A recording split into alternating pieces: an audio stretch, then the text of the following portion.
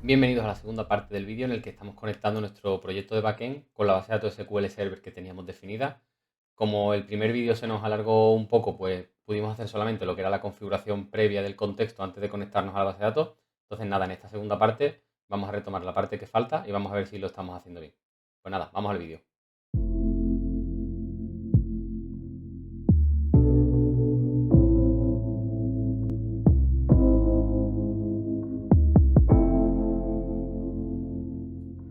Bueno, pues he tenido que hacer un par de ajustes, ¿vale? Ya tengo el método onConfiguring tal cual debe quedar. Simplemente pues le decimos que si no está configurado le añadimos la conexión. Y en el model creating pues simplemente llamamos a la base, le decimos que utilice el esquema por defecto y aquí es donde vamos a añadir los mappers, ¿vale? Los mappers, hay una forma sencilla de registrarlos, que lo vamos a hacer ahora. Entonces lo que vamos a hacer es, voy a añadir un mapper y con ese mapper que añada pues nos servirá de ejemplo y ya luego fuera de vídeo hago yo el resto, porque no tiene sentido que estemos aquí un rato añadiendo los mappers.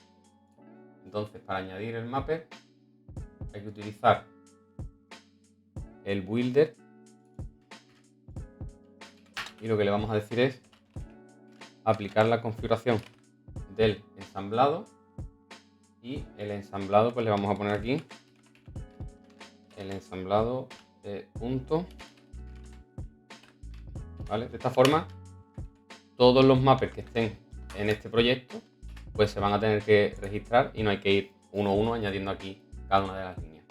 Entonces vamos a añadir uno de ellos y cuando lo veamos pues ya sigo yo con el resto y vemos cómo si la conexión que hemos añadido funciona o no funciona. Entonces, dentro del contexto he añadido una carpeta mapping y aquí directamente voy a añadir una clase, en este caso roles mapper, ¿vale? Porque voy a hacer, por ejemplo, el de roles. Esto igual lo tenemos que marcamos como público, lo excluimos de la cobertura de código y esto tiene que extender del entity type configuration y aquí le decimos que es el rol, ¿vale? Que es nuestra entidad. Esto podemos implementar la interfaz directamente ya aquí, me la va a añadir y aquí pues ya iríamos añadiendo lo que es la configuración de nuestra tabla y el cómo pasaría nuestra tabla a nuestra entidad de base de datos, a nuestra entidad de aquí del proyecto de Nextcore, ¿vale? Entonces vamos a ir rellenando esto. Ahora os lo enseño cómo quedaría y ya finalizamos. Bueno, pues acabo de añadir un par de mappers, os los voy a enseñar y os comento un par de curiosidades. Realmente, estos mappers tal cual los estamos añadiendo, como la propiedad de la columna coincide justamente con la propiedad que hemos puesto en la entidad, no haría falta hacer el mapeo, porque como llevan el mismo nombre, automáticamente se haría el mapeo, ¿vale? Pero a mí, aún así, me gusta ponerlo. En este caso hay que tener especial cuidado con las navegaciones, ¿vale? Para que las relaciones de muchos a uno, de uno a muchos, pues sean las correctas. En este caso, pues le hemos dicho que tiene muchos user roles con un rol y la clave que los une, la foreign key, es el rol ID. Hasta aquí ningún problema. Otra curiosidad que vimos, si recordáis, creamos el base entity, porque todas las propiedades que eran comunes las queríamos englobar en una entidad concreta. Entonces, para no tener que estar añadiendo aquí todas las propiedades, me he creado yo aquí un método de extensión. Fijaos, esto ya es un poco más avanzado. Lo único que he hecho es crearme un mapper y lo que he estado es utilizando este tipo genérico T. Y lo único que le digo pues es que T tiene que ser un base entity. Y como todas nuestras entidades entienden de base entity, pues aquí pongo las propiedades que son comunes y desde aquí simplemente tengo que llamar al configure de este mapper y ya todas esas propiedades pues simplemente las tengo aquí y no las tengo que duplicar en todos los sitios. Otra cosa curiosa, aprovechando que role tiene enlace con user roles, aquí veis que tengo la relación justo inversa. Aquí tiene un rol con muchos user roles. Y una cosa particular aquí es que como user roles no tiene una primary key que sea el ID, sino que su primary key está compuesta por dos identificadores, pues aquí tengo que crearme un tipo anónimo con los dos claves que la componen y además, para que después no tenga problemas ni de errores ni fallos, le tengo que decir que el ID que yo espero que por lo normal sea el ID, pues lo tengo que ignorar porque mi ID no va a ser ese, sino que va a ser esto. Entonces, bueno, ya simplemente tendríamos que añadir el resto de mapper, tendríamos esta parte completa y vamos a pasar por último pues a probar a ver si la conexión de la base de datos funciona. Vale, pues para probar si la conexión con nuestra base de datos funciona o no, se me ocurre que podemos ya irnos aquí a la capa de controller, vamos a añadir una nueva clase y le vamos a meter un health check, ¿vale? Un health check que nos sirva a modo de comprobador para ver si tanto la base de datos como la propia aplicación están funcionando.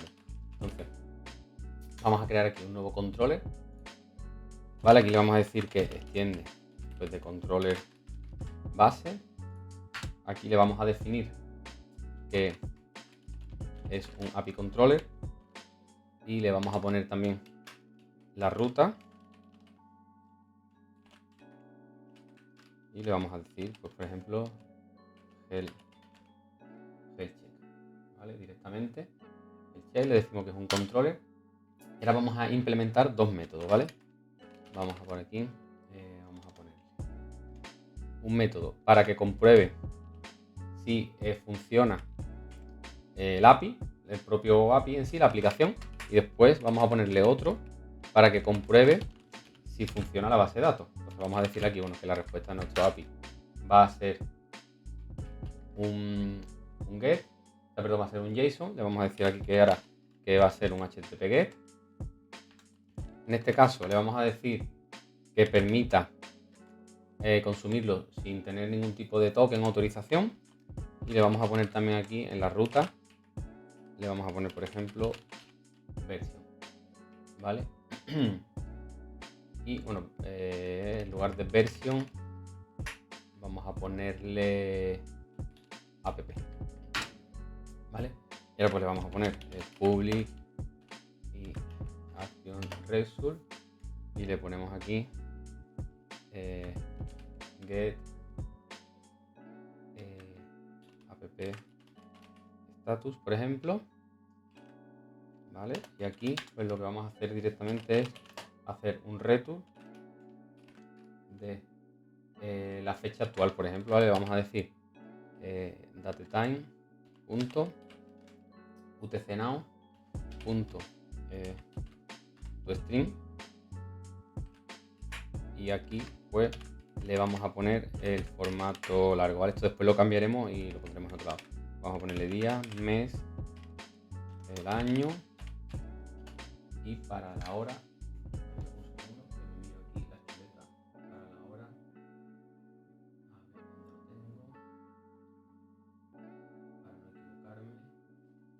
¿Vale? Para la hora le ponemos horas, minutos, segundos y por último le ponemos los milisegundos, ¿vale? Con esto pues simplemente es una llamada muy chorra para que me diga si mi aplicación funciona o si me devuelve la fecha, pues que mi aplicación está funcionando y si no me devuelve la fecha, pues significará que mi aplicación no está funcionando. Vale, ahora vamos a probar lo que nos interesa realmente, que es la base de datos. Entonces aquí le vamos a poner ¿vale? BD de database, vamos a ponerle directamente database mejor. Y aquí pues vamos a hacer algo similar a esto. Lo único que vamos a comprobar es el estado de la base de datos. Y aquí pues bueno, vamos a hacer algo un poco más complejo porque normalmente accederíamos a la base de datos utilizando Entity Framework, ¿vale? Pero aquí directamente como simplemente lo que quiero saber es si la base de datos está operativa, es como hacerle un ping y que me responda. Pues vamos a hacer una consulta a la base de datos para que me diga la fecha, pero lanzando la consulta a la base de datos, pero sin pasar por el Entity Framework. Entonces vamos a implementar un sistema para permitir hacer query directamente a la base de datos sin pasar directamente por todo el sistema de Entity Framework normal. De acuerdo, pues antes de continuar comentaros un par de cosas que he tenido que cambiar en la cadena de conexión. Antes la teníamos simplemente hasta aquí, bastante simple, y le he añadido alguna cosita más, ¿vale? Para tenerla más completa. Le he añadido la propiedad esta para que permita muchas ejecuciones de consultas en una misma conexión. El persist security info para que no guarde nada de las credenciales de usuario en cada conexión, que aquí como vamos con Windows, pues bueno, no habría problema. El encriptado para que utilice SSL. El confiar en el certificado, aquí le he puesto true, porque aquí realmente no tengo certificado y como estamos probando en local, pues no habría problema. Esto lo realmente interesante es que fuera a false en un entorno realmente productivo, ¿vale? Para que hubiera un certificado realmente de confianza. Después el timeout, que lo he puesto en 30 segundos y el número de máximo de conexiones que lo he puesto en 200, ¿vale? Que son unos valores pues más o menos estándar. Ahora, ¿qué hemos hecho? Si volvemos al Health Check Controller, no quería hacerlo, pero bueno, para respetar el DDD, pues he tenido que avanzar un poco más de lo que me hubiera gustado en este vídeo. Entonces, he añadido aquí un servicio. Como veis, he añadido realmente la interfaz del servicio, que esto, pues, respetando el DDD, debería de ir en Domain, y aquí dentro de Domain he creado una carpeta de Contracts y Service, y aquí pues tenéis la interfaz. Y después en Business, de donde dijimos que iban en nuestro servicio, pues he implementado esa interfaz y le he creado el método getDatabaseStatus. Para poder hacer uso de una select aquí directa, ¿vale? Al final esto lo que hace es que creo un contexto de mi base de datos, lanzo la select para que me dé la fecha, llamo aquí, ahora lo veremos, y ya pues devuelvo la fecha en formato string. ¿Qué es lo que hace esto? Pues esto es un método de extensión que lo he metido dentro de infraestructura, porque al final lo que trata esto es el acceso a datos, entonces lo he metido en infraestructura, que es donde debe ir, y al final no es más que un método que lanza una consulta que espera obtener un valor. Entonces he dicho que es un método de extensión que recibe el contexto, la consulta y si quisiéramos, aunque en este caso no lo utilizamos, los parámetros. Entonces lo que hace simplemente obtiene la conexión, me creo el comando para lanzar la query, meto los parámetros, gestiono si la conexión está cerrada o abierta, ejecuto, igual cierro si está abierta y devuelvo el valor. Entonces en este caso lo que hago es desde el controlador llamar al servicio y desde el servicio ya invoco y devuelvo lo que quiero. He tenido también que añadir en Business el registro para que esta interfaz decirle que es implementada por este servicio y evidentemente, pues como habíamos hecho antes desde el program, pues he tenido que llamar para que se inicialice. Entonces, con todo esto que hemos hecho, tendríamos ya lista nuestra base de datos. Vamos a probarla, vamos a arrancar el proyecto. Esto, como os dije, Swagger ya viene por defecto, aunque no lo vamos a tocar en este vídeo, ya lo haremos en próximos vídeos, pero ya veis que aquí tengo el Swagger. Entonces, si en lugar de la página del Swagger me voy al check app, pues aquí tenemos el formato que queríamos para la fecha actual que me la da desde el proyecto de .NET. Pero si en lugar de hacerlo desde el proyecto de .NET me quiero ir a la base de datos, fijaos que esto igualmente funciona, pero aquí estoy haciendo una consulta a la base de datos. Entonces, pues con este health check estoy comprobando que tanto mi aplicación, mi API está funcionando y que además de mi API está funcionando, la base de datos también está funcionando. Con lo cual, pues ya es un primer paso para verificar que la cadena de conexión que hemos metido y por tanto la conexión a la base de datos de nuestro proyecto funciona bien. Así que bueno, al final he profundizado bastante más de lo que me hubiera gustado, pero bueno, tarde o temprano tendríamos que hacerlo. Así que nada, ya tenemos nuestro proyecto de backend conectado con nuestra base de datos y nada, nos vemos en el próximo vídeo para seguir adelante. Hasta luego.